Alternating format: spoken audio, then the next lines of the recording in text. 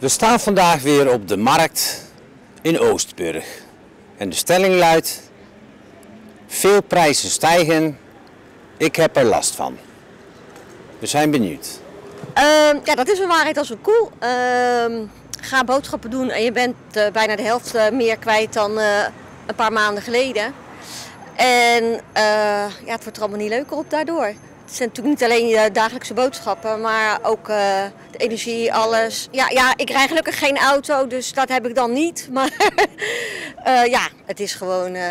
ik heb er een andere baan voor gekozen. Ja, ik ben overgestapt van de ene baan naar de andere baan, omdat ik daar €500 in de maand meer ga verdienen. En dat kan je in deze tijd echt wel goed gebruiken. Ja, je ziet inderdaad de prijzen steeds meer stijgen. Ik heb zelf een variabel gascontract. Ja, dat zie je dat het maandbedrag behoorlijk omhoog gaat.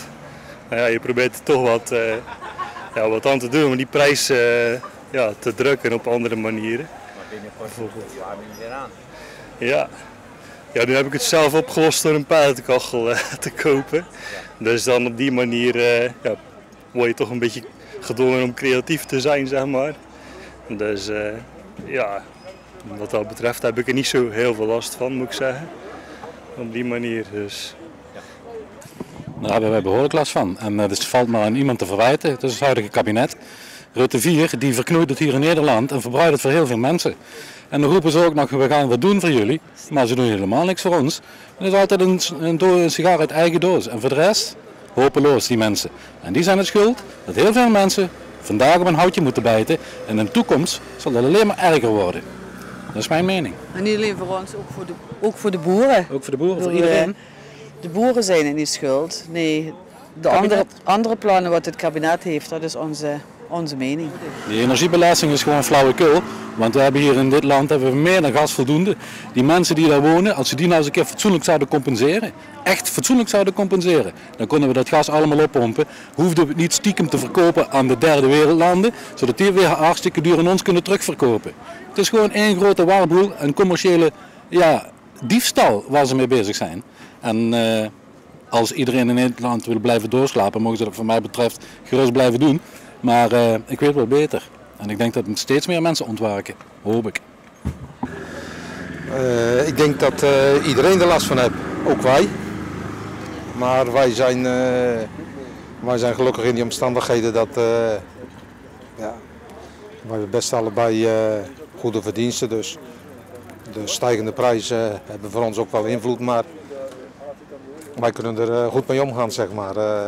Het doet ons nog niet zozeer erg pijn, omdat alles voor ons nog betaalbaar is. Maar ja, voor een hoop mensen met een mindere beurs zal het wat moeilijker worden. Ja, ik heb er wel last van natuurlijk, want alles wordt duurder. Dus wat overblijft is minder.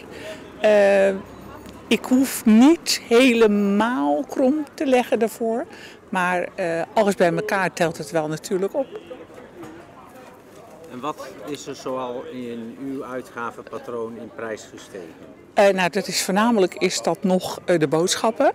Ja. Maar onze energiecontract loopt af per 1 oktober. Dus dan gaan we de volle map betalen. Dus dat wordt wel heftig. Maar goed, dat kunnen we ook gelukkig oplossen. Maar het is natuurlijk wel leeg geld, hè? Zoals ze dat zeggen. Ik geef het liever aan wat anders uit. Ja. Nou, zelf op het moment valt het wel mee. Wij wonen net in een huis wat zeg maar op een warmtepomp is aangesloten. Dus wij zijn verhuisd van een huis wat wel een hogere gasprijs had. Dus daar hebben we nu wel geluk mee. Maar ik kan me voorstellen dat er heel veel mensen zijn die in de knel komen. Dat er met de gasprijzen gaan omhoog, de boodschappen gaan omhoog. Je loon blijft dan hetzelfde. Dus je komt in de maand gewoon niet uit. Dat hoor ik heel veel om me heen, dat heel veel mensen daar problemen mee hebben. Ja. Dus eigenlijk de overheid zou mensen dan toch moeten gaan steunen om er rond te kunnen komen. En misschien wat aan de toeslagen kunnen doen. Of in ieder geval ook mensen leren hoe ze ook zuiniger kunnen leven. Dat je zelf ook een aandeel erin hebt om te kunnen bezuinigen op heel veel dingen. Dat je ook tips kan krijgen of dat je weet wat je eraan kan doen. Misschien dat dat ook een idee is dat daar wat meer uitleg over komt. Of dat mensen daar aan de hand genomen worden om daar wat meer uitleg over te krijgen. Ja, zeker. Zeker. Heel erg veel last van. Als alleen AOW'er heb je daar heel veel moeite mee om toch te kiezen. Maar gelukkig ben ik van huis uit heel erg zuinig altijd. En kies de juiste groenten en de juiste fruitsoorten, dat je de goede vitamines binnenkrijgt. En alle rommel die er nog verder bij ligt, laat je gewoon liggen. En dan kom je er wel. Gewoon met 2 benen op de grond blijven staan. En dan gaat het gewoon. Dan lukt het. Dan lukt het echt.